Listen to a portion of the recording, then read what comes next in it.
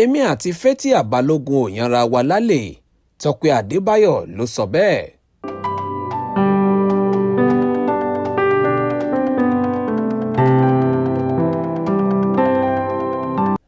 ẹ wá gbọ́ àlàyé àṣírí ìfẹ́ ìkọ̀kọ̀ láàrin Fathia Balógun àti Tọ́pẹ́ Adébáyọ̀. ọ̀kan pàtàkì lára àwọn ọmọ bíbí inú ògbóǹtarìgì òṣèré ni bàbá Adébáyọ̀ Sàlámì, tọ́pọ̀ mọ̀ sí Ọ̀gá Bello nídìí iṣẹ́ tíátà, tí orúkọ tiẹ̀ ń jẹ́ Tọ́pẹ́ Adébáyọ̀, ti mẹ́nu lọ́rọ̀ lórí àwọn àhesọ nípa rẹ̀, pàápàá jùlọ ìbáṣepọ̀ òun àti Fathia Balógun tó náà jẹ́ òṣèrébìnrin, àti bí òun kò ṣe lè takútú gẹ́gẹ́ bí akọ nígbà kan rí. bákan náà ló mẹ́nuba ìrìn àjò rẹ̀ lágboolé eré àgbéléwò kó tó wá di akọ́ṣẹ́mọṣẹ́ ẹni ìgbà ojúmọ́. ó ṣàlàyé àwọn ohun ojúrí kọ́rọ̀ tó já sọpẹ́, ọjọ́ dídùn àti èyí tó korò bí oró, tó fi mọ́ àwọn ọ̀gá tó ṣe alátọ̀nà ẹ̀bùn rẹ̀ gẹ́gẹ́ bí adarí eré. Tọ́pẹ́ Adébáyọ̀, tí àwọn mìíràn túmọ̀ sí Wídẹ́ látàrí ipa tó kó nínú eré olókìkí ni Jennifer kó ọ̀rọ̀ tó rò lórí ètò ìfọ̀rọ̀wánilẹ́nuwò kan lórí ìkànnì amóhùnmáwòrán kan lórí ẹ̀rọ ayélujára. níbẹ̀ ló ti ṣàlàyé pé bó tilẹ̀ jẹ́ pé ọ̀pọ̀ ló mọ òun lágboolé eré tíátà gẹ́gẹ́ bí adarí eré àti òṣèré, ṣùgbọ́n tó jẹ́ pé oníjó lòun kọ́kọ́ jẹ́ ní agboolé eré ní ìbẹ̀rẹ̀ pẹ̀pẹ̀, kóun tó wá tarabọ̀ abala ìtàgé títò tá a mọ̀ sí set design, tóun sì pẹ́ lẹ́nu rẹ̀ dáadáa pẹ̀lú ọ̀pọ̀ àwọn ìrírí mánigbàgbé. nígbà tó yá nínú ìrìn àjò rẹ̀ ló di pé ògbóǹtarìgì adarí eré kan Yẹmí Àmọ́dù àti àgbà òṣèré mìíràn tó tún jẹ́ akọ́ṣẹ́mọṣẹ́ adarí eré Razak Ọláyíwọlá Òjó Pàgègò kẹ́fín, tí wọ́n sì tún bá òun ṣàwárí ẹ̀bùn òun gẹ́gẹ́ bí adarí eré. ó ní pẹ̀lú ìtọ́sọ́nà wọn gẹ́gẹ́ bí ọ̀gá lòun ṣe di ojúlówó adarí eré àgbéléwò lónìí. ṣé wọ́n ní tibitire làdáyé? Tọ́pẹ́ mẹ́nuba àwọn oríṣiríṣi ìṣẹ̀lẹ̀ mánigbàgbé nínú ìrìn àjò rẹ̀.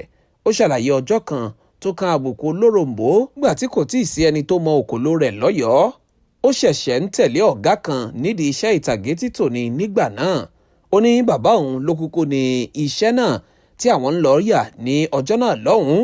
kí ni òun kó sọ́kọ̀ fún láti rọra fìdí ẹ lẹ́sẹ̀ ọ̀gá òun ní ọkùnrin kan, Ṣẹ́gun Àpáta, tó ti di olóògbé báyìí, tó jẹ́ alákòóso iṣẹ́ lóko eré náà, lé òun bọ́lẹ̀ bí ẹranko tí Olúwa kò ṣẹ̀dá. àbùkù olóròǹbó náà pọ̀, ó sì kan bóbó tó jẹ́ pé kódà bàbá òun tó ní iṣẹ́ náà tó sì tún wà nítòsí kò rí nǹkan ṣe sí i. ó ní ọjọ́ náà gan lòun ṣe ìpinnu pé òkúta òun tí ọ̀mọ̀lé kọ̀ sílẹ̀ ó gbọ́dọ̀ padà di pàtàkì igun ilé, tí òun sì dúpẹ́ f'Olúwa lónìí tóun ti di kán tí ń jábẹ̀ nídìí iṣẹ́ eré. kò tán síbẹ̀, ó ní bó tilẹ̀ jẹ́ pé gbogbo ìgbà ni òun máa ń dunnú nípa iṣẹ́ òun, ṣùgbọ́n ọjọ́ tí inú òun dùn yàtọ̀ nídìí iṣẹ́ adarí eré ni ọjọ́ tí àwọn àgbà ọ̀jẹ̀ nídìí iṣẹ́ eré àti ìdarí eré pàgbó yí òun ká, tí wọ́n sì ń béèrè ọ̀rọ̀ lọ́wọ́ òun nítorí iṣẹ́ kan tí òun darí tí àkọlé rẹ̀ ń jẹ́ 69, léyìí tó bí ìbu ẹnu àtẹ́lù tó pọ̀ fún Ibrahim Chatta, tó náà jẹ́ ìràwọ̀ òṣèré ńlá nítorí ọ̀nà tí wọ́n gbà ṣe iṣẹ́ náà, tí àyínìke àti àyínìpadà iṣẹ́ eré fi jẹ́ kó dàbí òótọ́, kódà lójú àwọn akọ́ṣẹ́mọṣẹ́ gan pàápàá.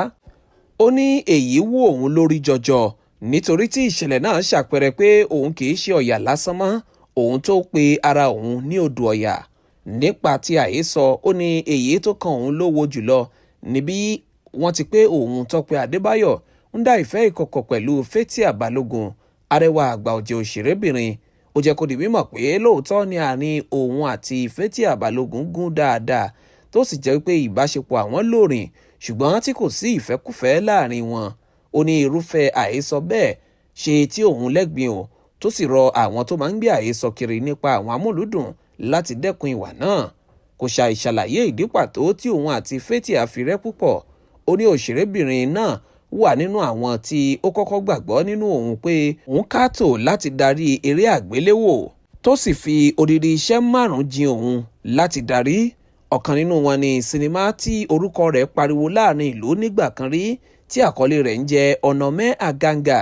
ó ní níbi àwọn iṣẹ́ náà ni ayé ti bẹ̀rẹ̀ sí ní gbà fún òun gẹ́gẹ́ bí adarí eré tó dáńtọ́.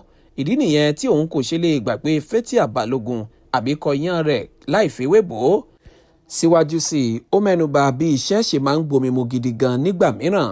Ó tọ́ka sí iṣẹ́ jagunjagun apá kìíní gẹ́gẹ́ bí ara èyí tí ó fi òun gidi gan. Ó ṣàlàyé pé iṣẹ́ náà kó òun ní papámọ́ra débi pé òun kò lè takútú lọ́dọ̀ obìnrin òun nígbà tó fọwọ́ kan òun, nítorí òun ti fi gbogbo ara òun jì sí bí àwọn yóò ṣe gbé iṣẹ́ náà yọ. Ọ̀gọ̀rọ̀ àwọn olólùfẹ́ tó ti wá ṣalábàpàdé fọ́nrán náà wá ń kí akọni ìtàgé yìí kú ọmọ ṣe, tí wọ́n sì tún gbà á níyànjú láti máa ṣe dáadáa tẹ̀síwájú pẹ̀lú àdúrà pé kí Olúwa ó tó máa fún òun àti àwọn amúlùúdùn tó kù ní àṣeyọrí ayọ̀ ṣe. Oyindamola Ọlásùpọ̀ ló ń jábọ̀ ìròyìn fún ìta fàájì.